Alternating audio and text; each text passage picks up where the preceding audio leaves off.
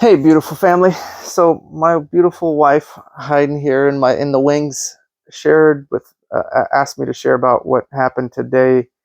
I was working a project with the client, and they weren't satisfied, and they didn't like certain things, and they changed the game and changed the rules on me. And Really nice.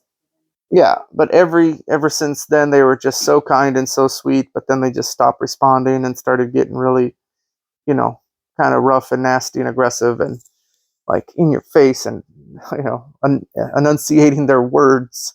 And I was like, well, if you don't like us and you think someone else should do it, you should try someone else. It's okay, I don't mind. And uh, in the end, I ended up just taking a loss on part of the project and just said, you know what, this is free. And that saved them thousands of dollars on something we did do according to their specifications. And now here comes the hugs, here comes I love yous. And it was that way until I see that, a lot of people in this life, uh, the Bible talks about being sons of God, and then it talks about people who are orphans or people who don't have a heavenly father. They have to scrap and fight every day to get ahead. And as believers, we shouldn't need to do that. We shouldn't need to fight and scrap. We should be really quick to love and forgive. And we can say we're Christians until you forgive thousands of dollars. And I was there in front of other management people. And when they saw that, I knew that they couldn't do that because they know how hard it is to work and create wealth. And then when you're forgiving something, when you're justifiably should be paid for it, and it's time to get a paycheck, and they just don't want to because they just changed their mind last minute. I don't like this and I don't like that, so now I don't want to give you anything. And I found out that, if I forgive and show love and focus on building a friendship, people should really see that and be like, that was love. That was the life of Christ, to where you didn't care about the wealth. You cared about making that person feel loved and appreciated. And wow, you took a loss. I can see that integrity. And anyway, I was still kind of a little bummed by it because it's like everyone's watching you getting kicked in the nuts and then no one's saying anything. And I'm looking around for help. I was like, anybody want to chime in and help me prove to this person that I'm right and they should pay me? And no one wanted to step in. So I decided, you know what? I'll just take the lower seat and allow God to exalt. And our job is to love and do good and give when they ask of you and forgive. And then He'll give back to you good measure, pressed down, shaken together, because you gave mercy and love and you showed them Christ.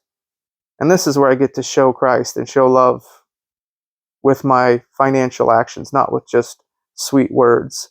And then I just hung out with a friend and just got to inspire him. And you guys should check out the message of the pushback when you feel like you're a Christian and you're trying to walk with God, but then there's all this emotional or spiritual or health wise pushback. And that might inspire you. So as I was talking to a friend, it's like, yeah, I used to always have those same thoughts, but I think it's great when we start encouraging and supporting one another. It really lifts us up out of our trials and out of our mess. Because sometimes I might lose a few dollars here, and then a friend calls me, "Hey, I lost $50 today." I was like, "Well, I lost a lot too, but I talked to somebody else and they lost hundreds of thousands of dollars, and they'll get it back. It'll come back to them, and I know it'll come back to me too because." We want to walk in love above all, and we want to let them see our love, not just hear our love, not just be smiling, because everyone in every country tries to smile and be nice and kind to you, but inside I know they're not nice and smiling and kind, because if push comes to shove, and when you're going to feel hurt and loss and financial problems, will you still be kind and loving and smile, or will you let that affect you?